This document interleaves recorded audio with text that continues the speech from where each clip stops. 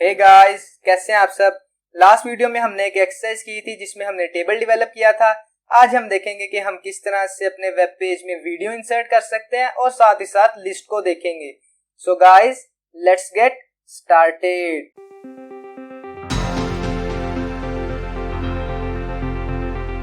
मैं जल्दी से अपना यहाँ पे एक फाइल बना लेता हूँ tut10.html और अपना बॉयलर टेम्पलेट कोड डाल लेता हूँ। मैं इसको जूम इन कर देता हूँ। डॉक्यूमेंट की जगह मैं अपना टाइटल लिखूंगा tut10। मैंने सेव किया और ओपन कर दिया लाइव सर्वर से। अब ये मेरे पास टाइटल अपीयर हो गया जो हमने वहां पे लिखा था। वीडियो इंसर्ट करने के लिए हमें सिंपली यहाँ पे लिखना पड़ेगा वीडियो और इस सोर्स के अंदर हमें इसका सोर्स देना पड़ेगा, यानी फाइल और पाथ देना पड़ेगा। मेरा वीडियोस का फोल्डर है यहाँ पे और उसके अंदर पड़ी हुई है 1.mp3। ये वीडियोस का फोल्डर और इसके अंदर ये फाइल पड़ी हुई है।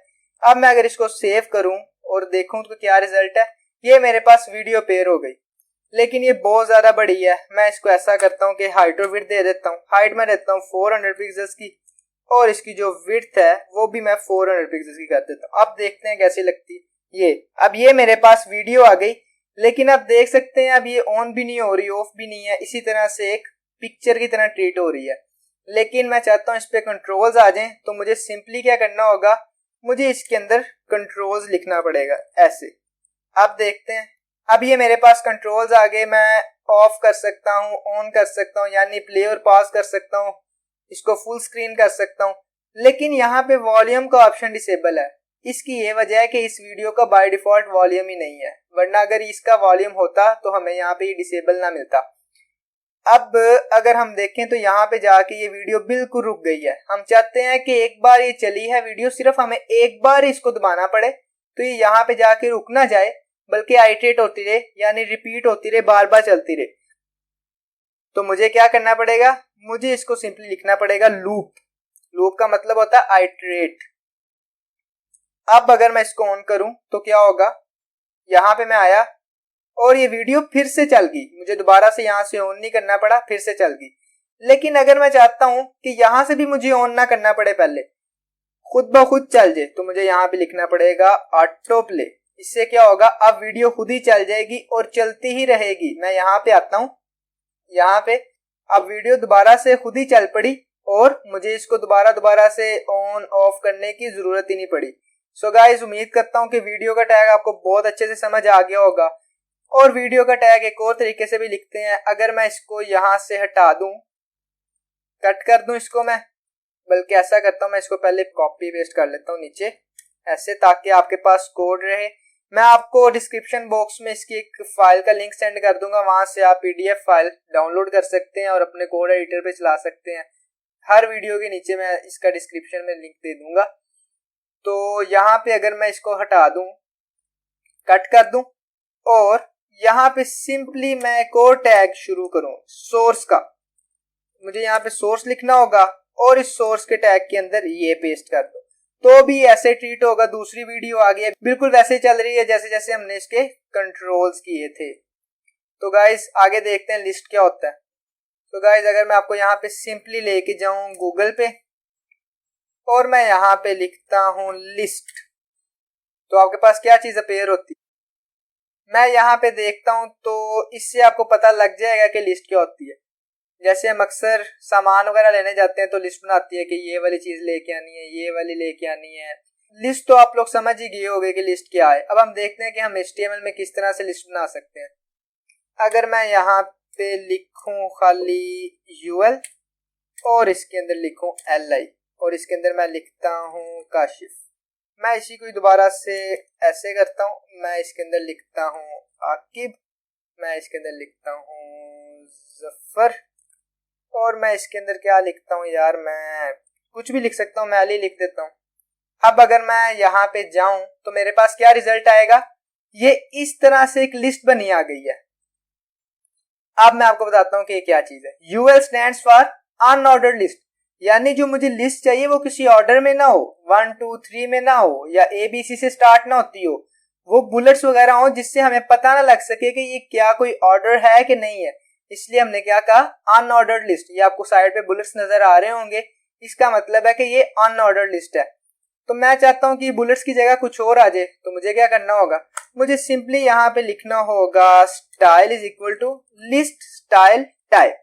ये जो हमारे पास डिस्क है ये बाय डिफॉल्ट है। यहाँ पे मैं अगर सर्कल लिख दूं तो मेरे पास यहाँ पे सर्कल अपीयर हो जाएंगे। अगर मैं यहाँ पे लिख दूं डिस्क तो आप देखोगे कि ये वैसे ही बाय डिफॉल्ट होती है।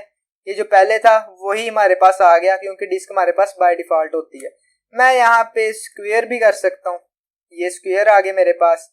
अगर मैं यहाँ पे नन कर दूं तो मेरे पास कुछ भी नहीं आएगा, यानी मेरे पास बुलेट्स वैसे ही गायब हो जाएंगे। मैं आपको एक चीज बता दूं कि अनऑर्डर्ड लिस्ट हमारे पास नैव बार में यूज होती है। हम नैव बार बहुत अच्छा बना सकते हैं अनऑर्डर्ड लिस्ट से, क्योंकि हम इससे बुलेट्स को गायब कर सकते हैं। आने वाली वीडियोस में हम देखेंगे सीएसएस में कि हम नैव बार भी किस तरह से बना सकते हैं। तो गाइज आगे चलते हैं। अगर मैं इसी को कॉपी कर दूं और मैं यहाँ पे पेस्ट करूं और मैं इसको 1 मिनट के लिए कमेंट आउट कर दूं, ऐसे कर देते हैं, ये ऐसे और यहाँ से ऐसे। अब मैं अगर इसको सेव करूं ऐसे ही, मुझे यहाँ पे यूएल की जगह ओएल लिखना पड़ेगा। UL stands for unordered list और OL stands for ordered list. अब मैं इसको सेव करता हूं तो देखता हूं मेरे पास क्या आया। मैंने सेव नहीं किया आई थिंक, ये मैं मिटाता हूं ऐसे, और ये मेरे पास आ गया 1 2 3 4, यानी ये मेरे पास एक ऑर्डर में आ गया। मैं कहता हूं मुझे ये 1 2 3 नहीं पसंद, मैं यहाँ पे एबीसी लिखना चाहता हूं। तो मैं क्या करूंगा, मैं सिंपली लिखूंगा टाइप इज इक्वल टू ए, छोटा ए। अब ये क्या होगा, छोटे ए से शुरू हो जाएगा। मैंने सेव नहीं किया, ये छोटे ए से शुरू हो जाएगा, लेकिन मैं चाहता हूं नहीं मेरे पास ये बड़े ए से शुरू हो। अब मैं सेव करता हूं तो ये मेरे पास बड़े ए से शुरू हो गया। मैं चाहता हूं नहीं मेरे पास रोमन में जो गिनती होती है ना उस तरह आ जाए, जैसे आई। अब ये रोमन में आ गया मेरे पास। मैं कहता हूं नहीं छोटे आई से शुरू हो, ये मेरे पास छोटे आई से आ गया। अब अगर मैं कहूं 1 से तो मेरे पास ये 1 से शुरू हो जाएगा, ये बाय डिफॉल्ट होता है 1 से ही होता है पहले ही। अब अगर मैं कहूं नहीं मैंने तो लिस्ट शुरू कर रहा हूं 4th मेंबर से, ये 4th है, काशिफ आकिब 5th है, जफर 6th है और अली 7 वाला मेंबर है। तो मैं यहाँ पे सिंपली लिखूंगा कि आप ऐसा करो, स्टार्ट करो 4 से। तो क्या होगा, यहाँ पे 4 5 6 7 आ गया। मैं कहता हूँ नहीं स्टार्ट करो 487 से, तो ये 487 से स्टार्ट हो जाएगा। तो गाइस ये दो तरह की लिस्ट हो गई हमारे पास, अनऑर्डर्ड लिस्ट और ऑर्डर्ड लिस्ट। अब हम देखते हैं कि डिस्क्रिप्शन लिस्ट क्या होती है। अगर ये चीज हम देखें तो इसमें हमारे पास क्या है, एक लिस्ट का टाइटल है, मुझे दूसरा सिलेक्ट करना पड़ेगा ब्रश। मेरे पास ये क्या है, एक लिस्ट का टाइटल है और उसके अंदर 2 आइटम्स हैं। एक लिस्ट का टाइटल और फिर से 2 आइटम्स, यानी हम लिस्ट के अंदर ही एक टाइटल बना लें, उसके अंदर उसकी आइटम्स या उसके अंदर उसका डेटा। एक हम लिस्ट बना लें टाइटल और उसके अंदर उसका डेटा। तो हम इसको किस तरह से कर सकते हैं, इसके लिए हमारे पास यूज होती है डिस्क्रिप्शन लिस्ट। मैं ऐसे करता हूं कि मैं यहाँ पे लिखता हूँ DL, DL stands for description list. अब मुझे क्या करना पड़ेगा, पहले टाइटल देना पड़ेगा। अगर मैं इधर आऊं तो पहले क्या है, लिस्ट का टाइटल। तो मैं सिंपली यहाँ पे ऐसा करता हूँ DT यानी डिस्क्रिप्शन टाइटल। टाइटल में मैं क्या लिखूंगा, टाइटल में मैं ऐसा करता हूँ काशिफ लिखता हूँ ऐसे, और फिर उसके बाद मुझे इसका डेटा देना था, ये वाला फर्स्ट आइटम और सेकंड आइटम। मैं ऐसा करूंगा कि DD लिखूंगा, स्टैंड्स फॉर डिस्क्रिप्शन डेटा। अब मैं यहाँ पे लिखता हूँ आकिब और मैं इसी को कॉपी भी करता हूँ ऐसे। अब मैं अगर इसको सेव करूं तो मेरे पास क्या अपेयर होगा, ये देखो ये टाइटल आ गया और ये उसके नीचे उसकी आइटम्स आ गई। मैं इसको फिर से कॉपी करूं तो मेरे पास ये चीजें दोबारा से ऐसे ही अपेयर हो जाएंगी। तो क्या ऐसी भी चीज है कि हम इस लिस्ट के अंदर भी ऐसी चीज बना सकते हैं, बिल्कुल ऐसे हम इसके अंदर भी बना सकते हैं। अब जैसे मेरे पास यहाँ पे ऑर्डर लिस्ट है, मैं चाहता हूँ कि काशिफ के आगे एक और लिस्ट बन जाए जिसके अंदर कुछ आइटम्स हो।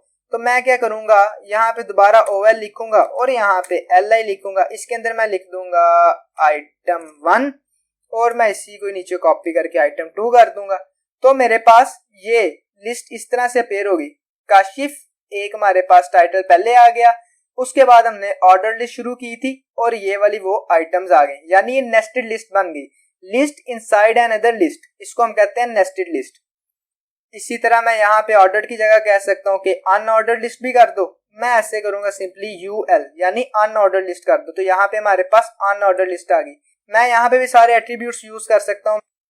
मैं यहाँ पे लिखूंगा style is equal to list style और टाइप। इसके अंदर अगर मैं स्क्वायर लिखता हूं तो मेरे पास क्या होगा, यहाँ पे स्क्वायर अपीयर हो जाएंगे। सो गाइस अब तक के लिए इतना ही। उम्मीद करता हूँ कि चीजें बहुत अच्छे से क्लियर हो गई होंगी। Thanks for watching guys, we will meet next time.